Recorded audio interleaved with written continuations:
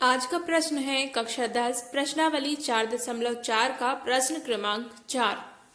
प्रश्न है कि क्या निम्न स्थिति संभव है, यदि है तो उनकी वर्तमान आयु ज्ञात कीजिए। यहाँ पर दिया गया है कि दो मित्र हैं जिनकी आयु का योग कितना है, 20 वर्ष है, और अगर 4 वर्ष पहले उनकी आयु का गुणनफल 48 है तो हमें ज्ञात करना है उनकी वर्तमान आयु। पर हमें सबसे पहले यह पता करना है कि क्या यह स्थिति संभव है या फिर नहीं है। तो चलिए हम सबसे पहले मान लेते हैं कि माना दो मित्र ए और बी हैं। माना दो मित्र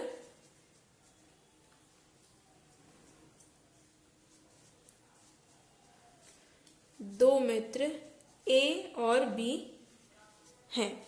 ठीक है, हमने यहाँ पर मान लिया कि जो दो मित्र हैं वो कौन कौन है, ए और। अब इनकी कुछ वर्तमान आयु होगी, तो हमने मान लिया कि ए की आयु या फिर ए की वर्तमान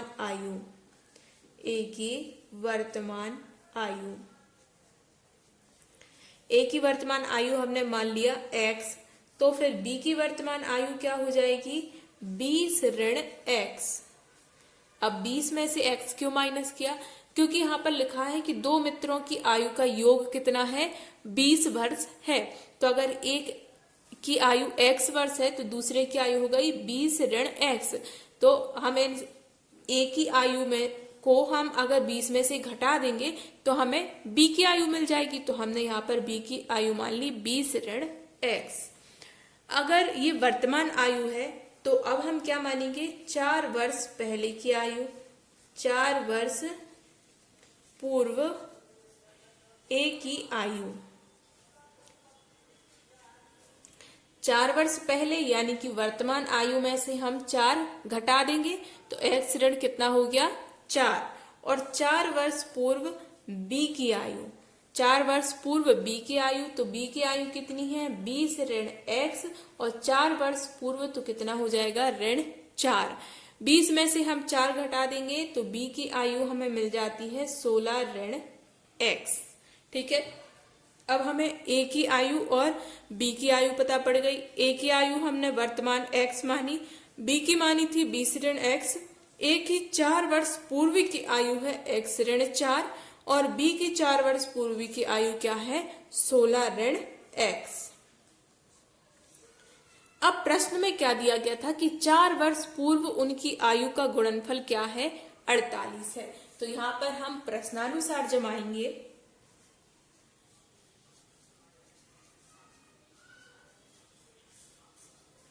प्रश्न में दिया गया है कि 4 वर्ष पूर्व उनकी आयु का गुणनफल कितना था, 48 था। तो 4 वर्ष पूर्व की a और b की आयु क्या है, a की आयु थी x ऋण 4 और b की आयु है 16 ऋण x, और इनकी गुणनफल कितना प्राप्त हो रहा है, 48।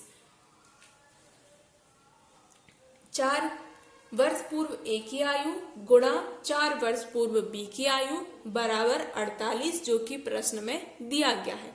अब हम इनका गुणा कर लेंगे। 16 का गुणा किया x में तो ये हो गया 16x, 16 का गुणा किया 4 में तो ये हो गया ऋण का 64, क्योंकि 4 है ऋण का। फिर इस ऋण x का गुणा इस x में किया तो ऋण x का वर्ग, ऋण का गुणा ऋण से हुआ तो धन, और 4 का गुणा x से हुआ तो ये 4x बराबर कितना है, 48।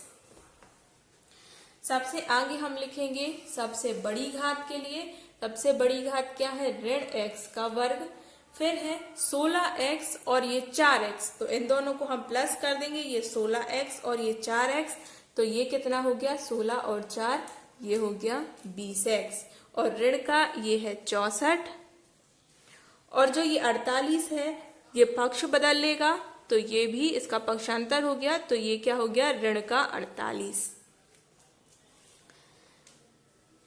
64 और 48 यहाँ पर जुड़ जाएंगे तो ये हो जाएगा ऋण x का वर्ग धन 20x। 64 और 48 को हमने जोड़ दिया तो ये हो गए ऋण के 112 बराबर 0। अब पहले हम इसमें एक ऋण का गुणा करेंगे, क्योंकि जो x का वर्ग है इसको हमें धनात्मक बनाना है, तो ये हो जाएगा x का वर्ग ऋण 20x धन 112 बराबर 0।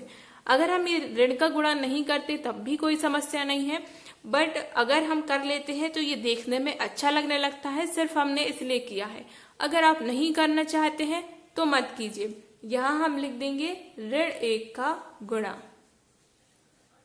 यह दोनों पक्षों में किया है, शून्य में भी गुणा किया तो ये क्या होगा, शून्य ही रहा। अब यहां से हम ए, बी और सी की वैल्यू निकालेंगे। तो ए की वैल्यू क्या होती है, एक्स वर्ग का गुणांक। एक्स वर्ग का गुणांक कितना है, 1। देखो एक्स वर्ग के आगे कोई संख्या नहीं, यानी कि कितना है, 1। और बी की वैल्यू क्या होती है, एक्स का गुणांक, तो बी की वैल्यू हो जाएगी ऋण का 20 और सी की वैल्यू हो जाएगी 112। ए, बी और सी की वैल्यू मिल गई। अब हम निकालेंगे विविक्त कर, क्योंकि अगर हम विविक्त कर निकालेंगे तो हमें पता होगा कि इस समीकरण जो हमने प्राप्त किया है इसके मूल संभव है या नहीं। अगर मूल संभव है तो दी गई जो यह स्थिति दी गई है यह संभव होगी, और अगर मूल वास्तविक नहीं होते हैं तो यह दी गई स्थिति संभव नहीं है, और ऐसी स्थिति में हम इनकी आयु ज्ञात नहीं कर सकते हैं। तो सबसे पहले हम निकालेंगे विविक्त कर। विविक्त कर का सूत्र होता है d बराबर b² माइनस 4ac। तो यहाँ पर b² यानी कि ऋण 20 का वर्ग, ऋण 4ac, a की वैल्यू है 1 और b की वैल्यू है 112। b का वर्ग यानी कि 20 का वर्ग करेंगे तो यह आ जाएगा 400, और यहाँ पर 4 का गुणा 112 में होगा तो ये हो जाएगा 448। तो यहाँ क्या प्राप्त होगा, ऋण का 48। ऋण का 48 जो है वो शून्य से छोटा है, क्योंकि ऋण 48 एक ऋणात्मक संख्या है। तो यहाँ पर d क्या हो रहा है, शून्य से छोटा हो रहा है। और हमने पढ़ा हुआ है कंडीशन में कि अगर जो d है विविक्त कर है, डिस्क्रिमिनेंट है, अगर शून्य से छोटा होता है तो दिए गए समीकरण के जो मूल हैं वह वास्तविक मूल नहीं होते हैं, और अगर वास्तविक मूल नहीं है तो यह दी गई स्थिति भी संभव नहीं है। और जब स्थिति संभव नहीं है तो ऐसे में हम इन दोनों मित्रों की आयु ज्ञात नहीं कर सकते। तो यहाँ हम लिखेंगे उत्तर में, अतः कोई वास्तविक मूल